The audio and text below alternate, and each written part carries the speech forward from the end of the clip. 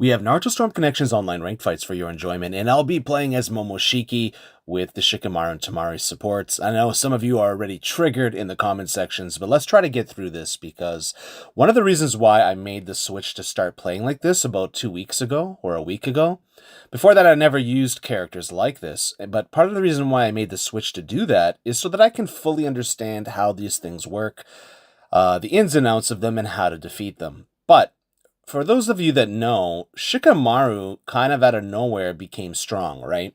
He was good pre-patch, but once the patch came in, he became one of the best supports in the game overall.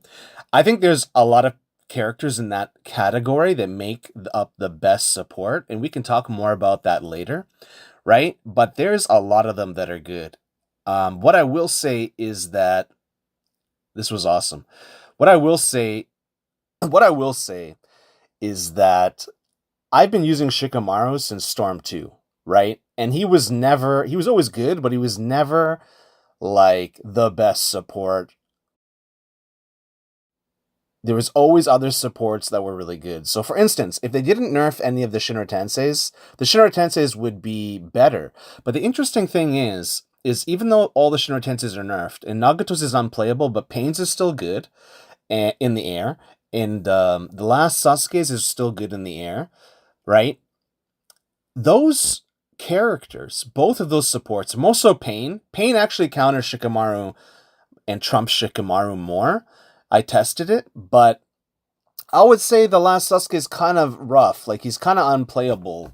Like, you can use him, but he's kind of unreliable, and if you get stuck on him, you take so much damage. There's something odd about the last Sasuke. They almost nerfed him into the ground. They almost gave him the this guy was pretty good. He was breakdancing on me and stuff. But we manipulated the situation there a little bit. So I would say it looks like this guy in particular it looks like the game gave me the lag advantage because it looks like he can't react as well. And that's just something I hate about this game, you know?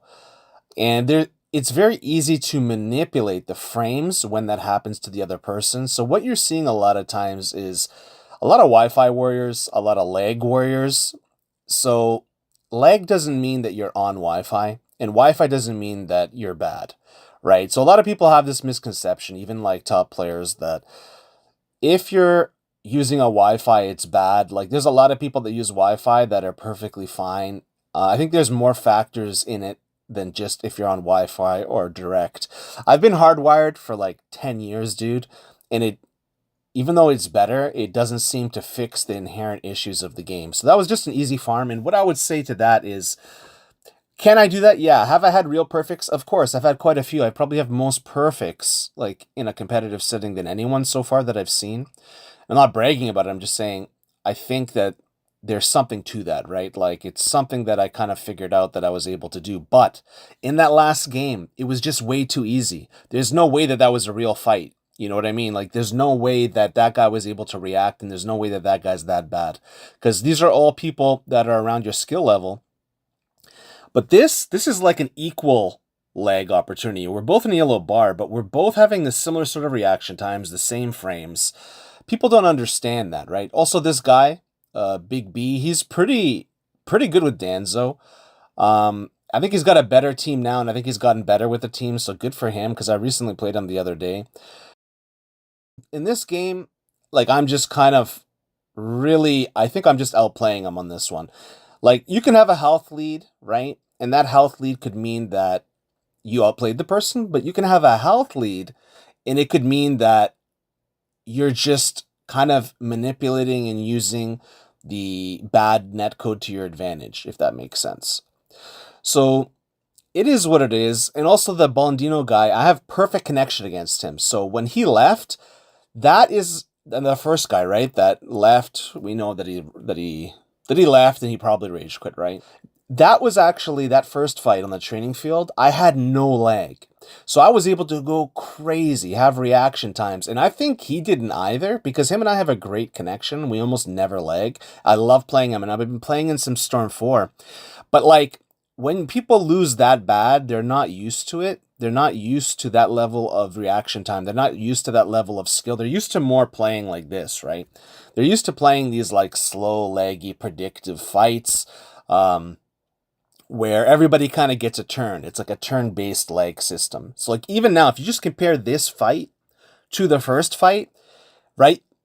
You get more actions per minute in a low lag or no lag situation. When you have more actions per minute, it's more skill based. Does this make sense? Because you can actually do more things in 60 seconds. If you can do more things in 60 seconds, if you can react better in 60 seconds, right?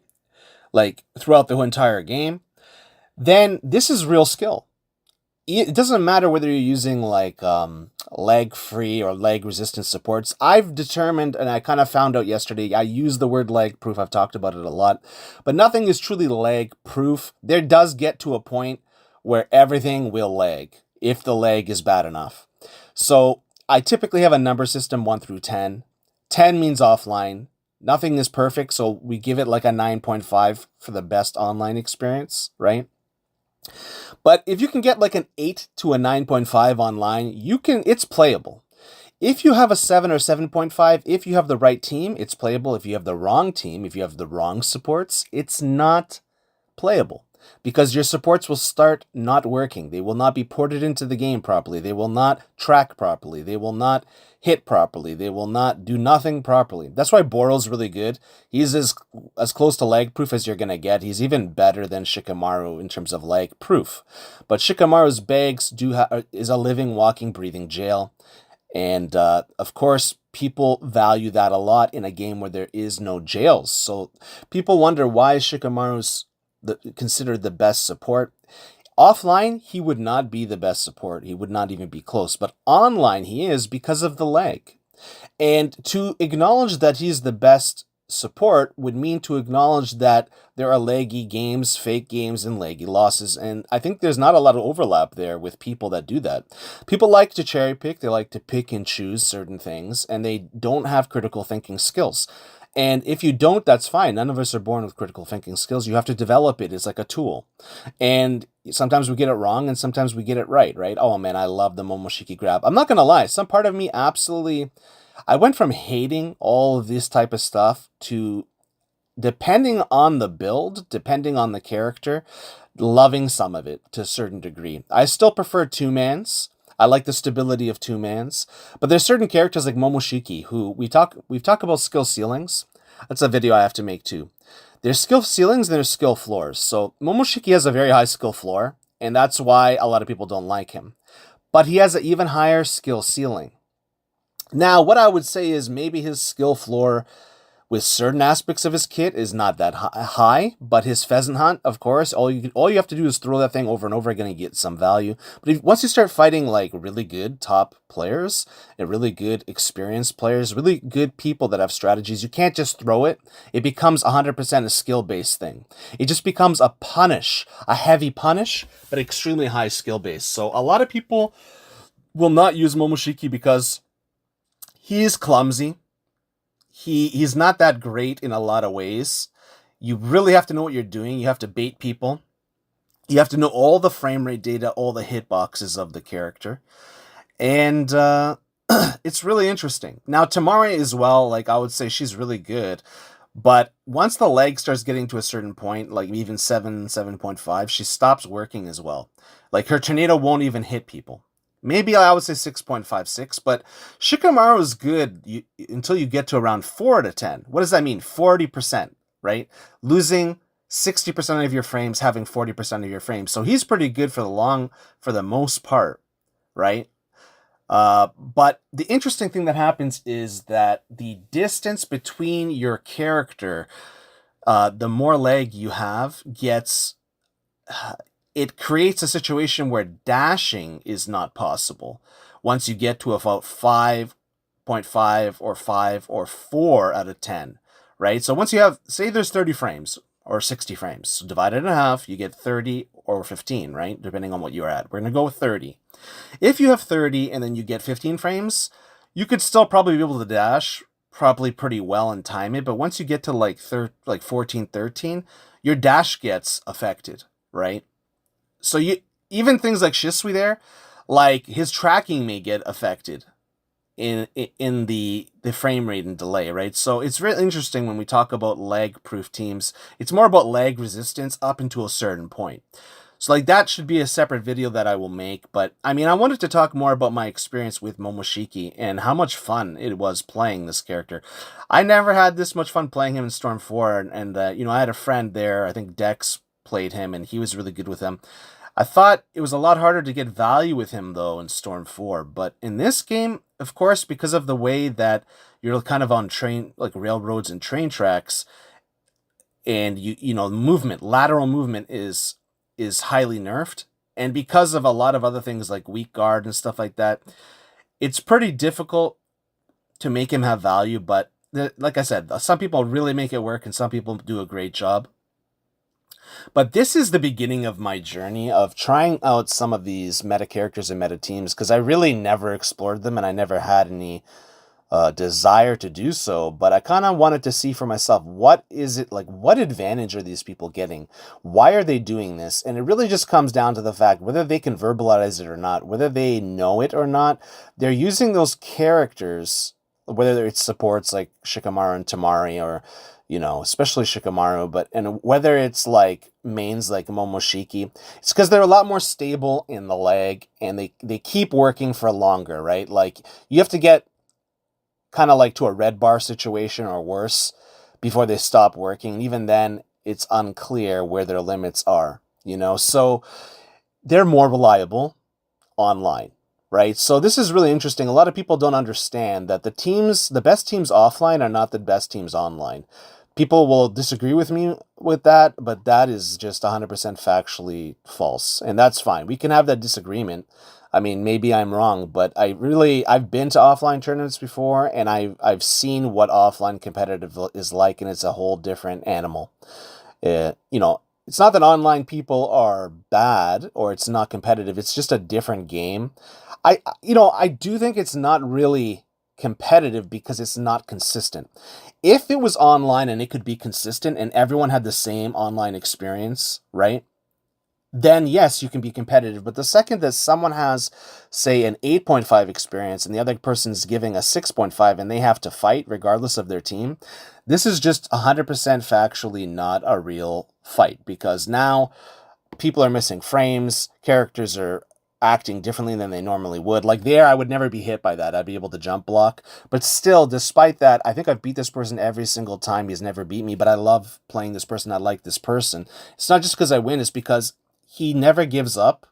He never leaves. He never rage quits. He doesn't leave for any reason. Even sometimes I leave. I would say about 5 to 1% of the time I leave matches when they're too laggy because it's not worth it, dude. It's not worth it to sit through that. But he has a really interesting and good team with Shisui, this Naruto, and that Boruto. And, you know, he's a pretty cool player. He's, like I said, he doesn't give up. He keeps trying. And he keeps sticking with his main. All these characters are level 99 too, which are pretty good. So if you don't know, these are all 18 to 25,000 BP. I think one of the last guys is 29,000 BP. And it's kind of crazy. A lot of the people in the 30, 40,000 BP that I've been fighting have the worst lag I've ever seen ever, beyond anything you can ever imagine. And it's like they have teams catered to that laggy situation.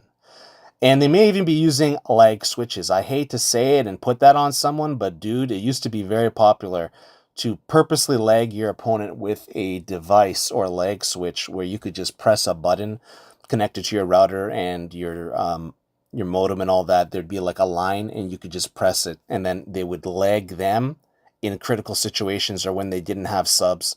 People are still doing this, but it's hard to confirm for sure whether a person is doing that or not. But dude, when they can move perfectly and then you're like doing crazy stuff and you can't do anything, it's interesting. It's interesting. It could be a thing. So yeah, I mean, I really like Tamari. I do like Shikamaru, and the interesting thing is Shikamaru is really good as a main, and no one is really using him that way. And he's really good with switch tech. certain team synergies are also better than others. This particular team synergy is pretty good. Part of the reason why I was using this support a lot, the Shikamaru and Tamari, is to create like a baseline where nothing else is different, right? Because when you're doing an experiment, you can't keep changing all the variables. You got to use like the same maps, you got to use the same supports and kind of like a similar play style. And I changed the main, like Momoshiki, to see where he's at, right? And to see like how good is Momoshiki. You try to isolate that, right? But then even that's hard because Momoshiki will act differently than say Minato does in this team. So even though all the variables are the same in a sense, they're not, because you might use Shikamaru in this case more as a main than Momoshiki in a fight, and that changes things, and it just changes the variables, right? But like you try to get as close as possible. That's pretty interesting. Yeah, so I mean, I've been winning a lot with these teams, but I've also, I don't know, I've had some really interesting situations. Hopefully we can talk about them. I met some really interesting players and some really skilled players, and I'd like to talk about those people and kind of give those people credit as well, because I think they play really well and they do really well, and it's pretty interesting. But most of the time, it's just people fighting, whether it's me or whether it's my opponent. Most of the time, it's people fighting the leg more than the opponent. But sometimes you can get these clear moments where it's like not raining all the time, you know, and you can kind of figure out what's going on here. That's pretty interesting to use Shikamaru's up combo. A lot of people get hit by that, even though they know about it. It still surprises them. Look at that. That's twice I got it. I haven't been using that Momoshiki Pheasant Hunt as a support as much, but I think that could be worth looking into to see how that works and how strong that is. I know that in the past, before the patch, it was just the most craziest thing ever. Like it's just unavoidable. But I don't think it's quite like that, but I think it's still really good. So this is really interesting. This is the guy with the 29,000 BP. I'm sure he's well into his 30s, maybe 40s now. And he was a super laggy fight. As you can see, I ran into his lightning jutsu. I ran into a bunch of things here. And here, like, I barely guarded there on the ground. I didn't have frames. Here I'm wasting supports. I never do that. It's just desperation because I can't move my character. Well, I wouldn't even say desperation. It's just me kind of being like, well, maybe I don't have any other hope. So maybe if I do this, maybe it'll get it. But I already know there's like a 5% chance that when you summon a support while you're getting comboed, that they'll save you. It has to be in specific times. But when the lag is this bad, those specific time windows get out, like they leave, right? Like you don't have them. So this is really interesting. I showed you kind of enough here that it's like, it's a fake fight, so I kind of got my round, one round apiece, and I left. Because I don't want to put myself through that fake fight, and I don't acknowledge that as being a real competitive fight. I have no problem losing if there's no lag. I love it. There's a lot I can learn from it. There's nothing to learn from that situation where you're button locked, you're pressing buttons, and they don't even come out. You press the attack button, or you try to do a jitsu, and then instead of a jitsu, your chakra just flares up. There's nothing to be learned from that, right? Anyways, I hope you guys enjoyed this first glimpse of Momoshiki ranked fights. I'm sure a lot of you may not like it, but I don't know. It was pretty interesting. It was better than I thought, but I prefer two-mans. I prefer more meaningful fights. But there is some meaning in a character that's strong that has a high skill ceiling, right? That's what I've determined, but a lot of them don't. A lot of them are just very basic.